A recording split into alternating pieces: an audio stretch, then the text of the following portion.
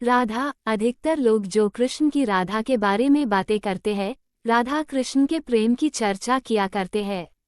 श्री राधा जी श्री कृष्ण को मन धन से प्रेमी रूप में पूजन करती थी और श्री कृष्ण भी अपनी राधा को अधिकाधिक प्रेम करते थे, जिनके प्रेम जोड़ी आज के नवयुगलों को उत्साहित करते हैं और राधा और कृष्ण के प्रेम गाथा से प्रेम में समर्पित होने की प्रेरणा प्रदान करते हैं।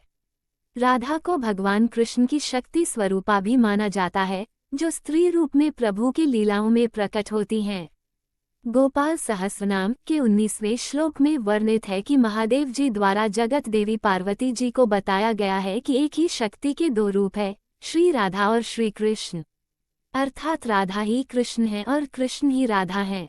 हमारी संस्कृति में हर देव हर देवी को अलग अलग भाव के लिए पूजा जाता है। राम को मर्यादा के लिए तो सीता को सहनशीलता के लिए, विष्णु को संचालन के लिए तो लक्ष्मी को वैभव दान के लिए, पार्वती शक्ति का रूप है तो शिव वैराग्य का। पर जब बात प्रेम के भाव की आए तो एक ही जोड़ा ऐसा है जिसे साथ साथ नमन किया जाता है, वो है श्री राधा और श्री कृष्ण, राधा कृष्ण। पर इस धरती पर घटी राधा कृष्ण की अलौकिक प्रेम कथा जानने से पहले हमें जानना होगा आखिर वो इस धरा पर क्यों आए, क्यों प्रेम का सही परिभाषा समझाने उन्हें इस धरा पर अवतार लेना पड़ा। और ये सब जानने के लिए हमें जाना होगा गोलोक, जहाँ युग युगांतर से श्री राधा कृष्ण बसते हैं। गोलोक धाम। गोलोक धाम राधा रानी गोलोक धाम जो अपने अंदर असीम सुख, शांति व समृद्धि अपने अंदर समेटे है, उस धाम का कहीं अंत ही नहीं दिखता था।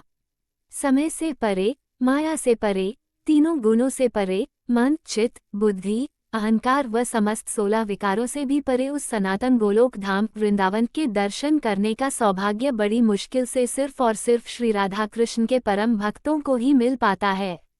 गोलोक धाम जहाँ पर हमारे प्रियतम नित्य रास विहार लीला करते हैं, जहाँ गोलोक धाम वृंदावन में महारास लीला होती रहती है। श्री राधा रानी श्री कृष्ण का श्रृंगार पंचतत्व से करती है और श्री कृष्ण राधा जी की सेवा किया करते हैं, जहाँ की सौंदर्यता का वर्णन करना भी असंभव दिखाई देता है। ऐसा है गोलोक धाम। एक बार भगवान श्री कृष्ण के परम भक्त श्री दामाजी ब्रह्मा जी का संदेश लेकर नारद मुनि के साथ गोलोक धाम जाने लगे। रास्ते में असंख्य ब्रह्मांडों को पार करने के जब वो गोलोक धाम पहुँचे तो श्री नारद मुनि ने श्री दामाजी से भगवान का नाम स्मरण करने को कहा, जिससे गोलोक का द्वार खुल सके। वृंदावन की महिमा, untold story of Vrindavan.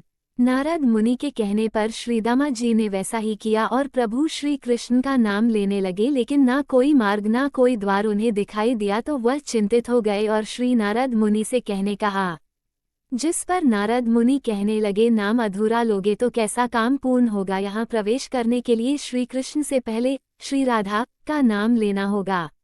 Golok धाम में प्रवेश करने के बाद श्री दामा देखते हैं प्रभु श्री कृष्ण श्री राधा जी की सेवा कर रहे हैं और श्री राधा कृष्ण अपने असीम प्रेम में खोए हुए यमुना जी के किनारे बैठे हुए हैं, जिससे श्री धामा अपने प्रभु को उनकी प्रेमिका की सेवा करते देख और भी ज्यादा क्रोधित हो जाते हैं। कुछ दिनों पश्चात जब राधा जी की अनुपस्थिति में भगवान श्री कृष्ण अपनी 16,108 पत्नियों में से एक विरजा के साथ विहार कर रहे थे, तब अपने प्राणों से भी प्रिय श्री कृष्ण को किसी अन्य स्त्री के साथ विहार करते हुए राधा रानी से रहा नहीं गया और उन्होंने श्री कृष्ण को अपवचन कह दिए। श्री राधा के क्रोध से विचलित होकर विरजा ने नदी का रूप लेकर वहां से अंतर्ध्यान हो गई।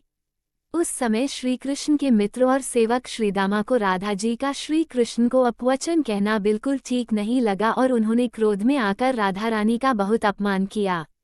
श्री दामा अपने प्रभु श्री कृष्ण के लिए राधा के मुख से कटुवचन नहीं सुन पाए और क्रोध में उनसे भी ये पाप हो गया। श्री दामा के ऐसे व्यवहार से श्री राधा जी और भी क्रोधित हो गई और उन्होंने श्री दामा को अगले जन्म में राक्षस बनने का श्राप दिया। तब इसके जवाब में श्री दामा ने राधा को पृथ्वी लोक पर मानव रूप में जन्म लेने का श्राप दिया। साथ ही श्री दामा ने ये श्राप दिया कि मानव रूप में वह अपने प्राणप्रिय को सदा भूली रहेंगी एवं श्री कृष्ण को पाने के लिए तरसेगी। राधा कृष्ण के अटूट प्रेम की वजह से श्री कृष्ण ने श्री राधा जी के जन्म लेने से पहले गोलोक धाम को इस पृथ्वी पर वृंदावन के रूप में अपने हृदय से प्रकट किया। अगले जन्म में इसी श्राप के कारण श्री दामा शंखचूर्ण नामक असुर बना। वही श्राप के कारण श्री राधा जी ने वृषभानु जी और माता कीर्ति के घर में जन्म लिया। राधा रानी जी श्री कृष्ण जी से 11 माह बड़ी थीं। लेकिन श्री वृषभानु जी और कीर्ति देवी को ये बात जल्द ही पता चल गई कि श्री किशोरी जी ने अपने प्राकट्य से ही अपनी आंखें नहीं खोली है। इस बात से उनके माता पिता बहुत दुखी रहते थे। कुछ समय पश्चात जब नंद महाराज की पत्नी यशोदा जी गोकुल से अपने लाडले के साथ वृषभानु जी के घर आती है, तब वृषभानु जी और कीर्ति जी उनका स्वागत करती है। यशोदा जी कान्हा को गोद में लिए राधा जी के पास आती है।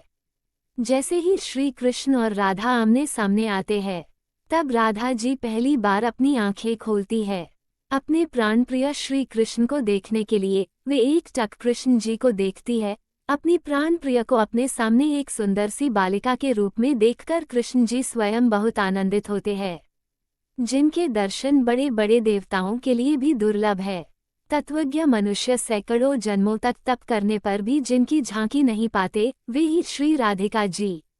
पृथ्वी लोक पर जन्म लेने के कुछ समय बाद श्री राधा रानी के जीवन पर पूर्वजन्म में मिले श्राप का असर पड़ना शुरू हो गया।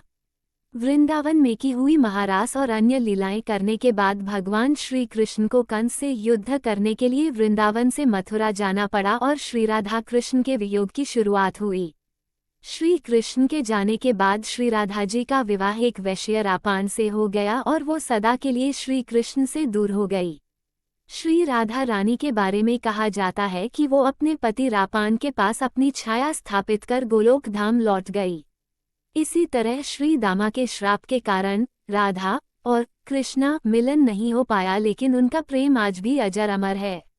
आपको वृंदावन के सभी मंदिरों के बारे में जानकारी उपलब्ध करा रहा है जो भगवान कृष्ण और उनकी लीलाओं से निकटता से जुड़े हुए हैं।